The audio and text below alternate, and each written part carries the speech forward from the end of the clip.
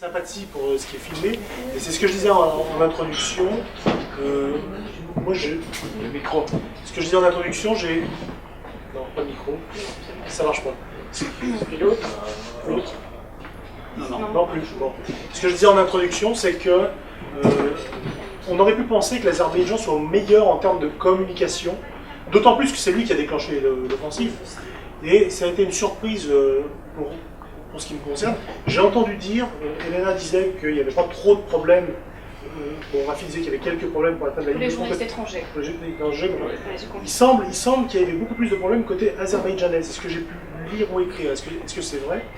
Moi, je connais les journalistes, quelques journalistes russes et BBC qui ont pu travailler côté au Karabakh. On n'entend pas.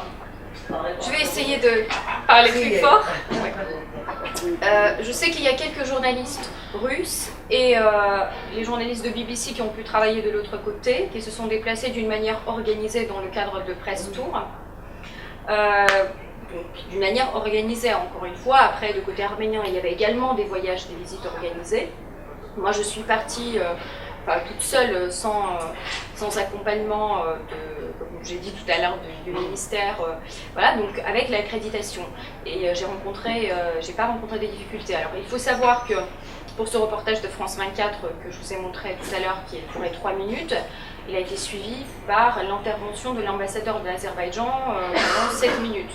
Donc, dans les médias français, normalement, on donne la parole à deux parties du conflit, et si on n'a pas l'occasion de se rendre de deux parties, comme ce n'était pas le cas pour cette fois-ci, donc dans ce cas-là, on donne la parole notamment aux parties azéries. Il faut savoir que j'entends que ça marche. Il faut savoir que France 24 a déjà diffusé un grand reportage sur le Haut-Karabakh, où la chaîne a envoyé 2 équipes de 2 côtés, et à mon avis, c'était le grand reportage le plus équilibré dans l'histoire de la couverture du conflit au Karabakh, parce qu'à l'époque je travaillais pour la chaîne Euronews et qui avait préparé un reportage donc côté au Karabakh qui a suscité les manifestations devant le siège de Euronews, et ensuite la direction a décidé de faire un autre reportage parce qu'une collègue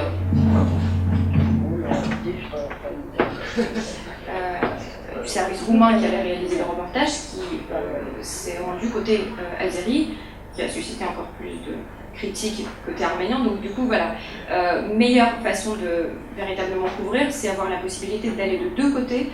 Si il n'y a pas cette possibilité, alors donner la parole à 2 parties.